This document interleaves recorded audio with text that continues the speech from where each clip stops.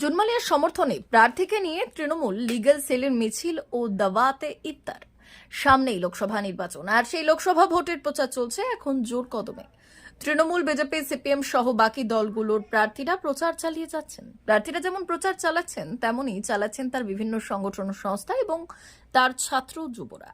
এদিন পশ্চিম মেদিনীপুর জেলা তৃণমূল কংগ্রেস লিগ্যাল সেলের তরফ থেকে দাওয়াতে ইফতারের আয়োজন করা হয়। সেই ইফতারের আগে একটি মিছিল বের করা হয় তৃণমূল প্রার্থী জুনমালিয়ার সমর্থনে। মিছিলে তৃণমূল লিগ্যাল সেলের নেতৃত্ব ছাড়াও ছিলেন প্রার্থী খোদ নিজে।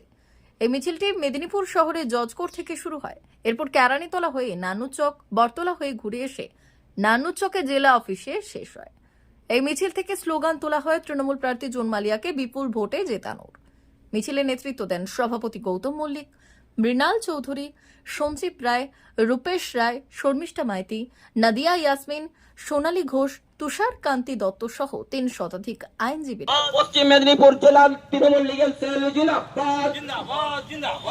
25শে মে জুনমালিয়া সমর্থনে লিগ্যাল সেলের মিছিল চলছে, চলবে। 25শে মে জোড়াফুল চিহ্নের প্রার্থী জুনমালিয়া সমর্থনে জেলা তৃণমূল লিগ্যাল সেলের মিছিল চলছে, চলবে। এদিন মিছিল শেষে তৃণমূলের জেলা অফিসে একটি ইফতার পার্টির আয়োজন করা হয়।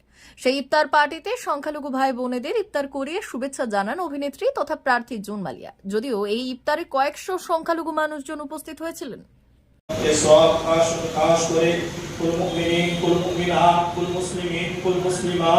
সারা পৃথিবীর বিশ্বের কোনায় কোনায় যত আপনার পেয়ারা মাহাত্ম সব পৌঁছে দিন আল্লাহ।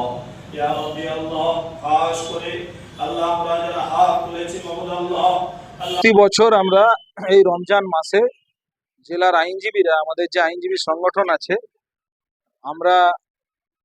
আমরা একটু করি, ধর্মপ্রাণ আমাদের যারা ভাইয়েরা আছেন তাদের আমরা যেমন বিজয়া সম্মিলনী করি, সেরকম এই রমজান মাসে আমরা একটা ইফতার পার্টি করি। যারা রোজা রেখেছেন, এই ঐতিহাসিক রোজা রেখে 1 মাস ধরে, যারা রোজা তো একটা সায়েন্স, নিজেদের শরীরকে ঠিক করা, সমাজকে বার্তা দেওয়া, নিয়ন্ত্রণ করা, আমাদের শরীরের বিভিন্ন গুণকে নিয়ন্ত্রণ করা, করে নিজেদের ভালো থাকা, 1 মাস ধরে না খেয়ে, অপরের না খাওয়ার যন্ত্রণা অনুভব করা, ধৈর্য ধরা, সত্যি কথা বলা, কারোর সাথে ঝগড়াঝাটি না করা, এইসব যে বিভিন্ন রোজার যে মহৎ গুণগুলো আছে, ধর্মপ্রাণ মুসলিম ভাইরা 1 মাস রোজা রেখে তারা যে সমস্ত মানুষকে সেবা করার শপথ গ্রহণ করেন, যে সবার উপরে মানুষত্ব, তাহার উপরে নাই, মানুষই ঈশ্বর, মানুষই আল্লাহ, মানুষই ভগবান।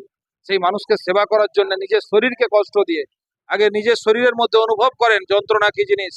সেইভাবে রোজার একটা ঐতিহাসিক তাৎপর্য আছে। আমরা জেলা আইনজীবীরা প্রতি বছর আমরা ইফতার পার্টি একটা করি, কিন্তু আমরা করোনার সময়, করোনা কালে বছর 3 আমরা ভয়াবহ করোনা পরিস্থিতিতে আমরা ইফতার পার্টি করতে পারিনি। এবছর আবার পরিস্থিতি ভালো থাকার জন্য আমরা আইনজীবীরা, আমরা সকলে মিলে মেদিনীপুর জেলার আইনজীবীরা আমরা ইফতার পার্টি একটা দিয়েছি। আমাদের ইফতার পার্টি হবে, এখানে যারা রোজা রেখেছেন তারা তাদের রোজা ভাঙবেন, তারা এখানে নামাজ পড়বেন এবং তার ব্যবস্থা করেছি আমরা। D news, Medinipur.